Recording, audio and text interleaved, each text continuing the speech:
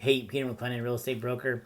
Wanted to give a quick update on the real estate market in the Diablo Valley, and then also answer a question that I've been getting a lot lately regarding real estate. So first off, our weekly update. This was as of yesterday, but currently we have 32 new or coming soon listings coming on the market. 22 listings sold in the last week, and then 58 listings went pending. I also pulled the total number of active listings in the Diablo Valley, and that came up with 275 active listings.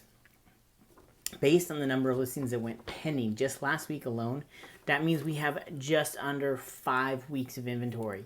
So if homes continue to sell at the same pace, the market would be completely sold out in just under 5 weeks, roughly, depending on if anything else came on the market. But that definitely means that it's definitely a seller's market at the current time. The other question that I've been getting a lot lately is regarding when is this all going to come to an end? Interest rates have been pretty low, though they did see a spike today. Interest rates have been pretty low. There's been strong demand. Like, when does the whole real estate market come crashing down? And unfortunately, my crystal ball is broken. Even though my crystal ball has been broken for a while now. One thing that I am aware of is that forbearances are potentially a reason for the market to have some sort of correction, but also be watching interest rates. They may be affected recently with some instability in the bond market.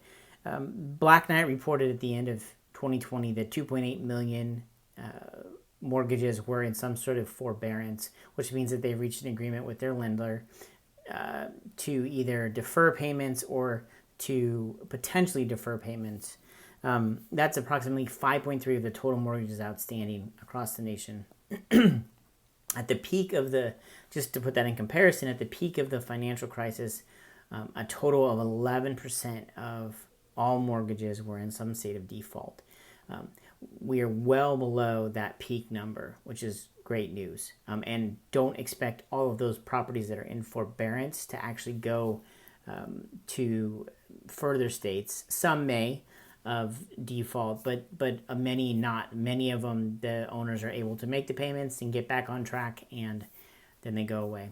So we could be seeing that later in 2021 as some homes do go through the foreclosure process, but I don't foresee that in the near future.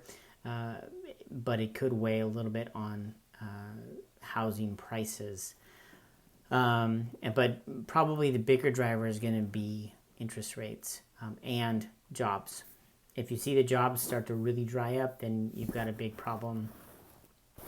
So it's just another reason we have to be hopeful that all we're doing to prevent the COVID crisis from spreading is effective and quickly winds up so that we can get back to work. People can get back to their jobs, back to the offices, back to selling products, and you and I can get back to normal life. So, hey, if you know someone that I should be talking to in real estate or answering their questions, please feel free to reach out.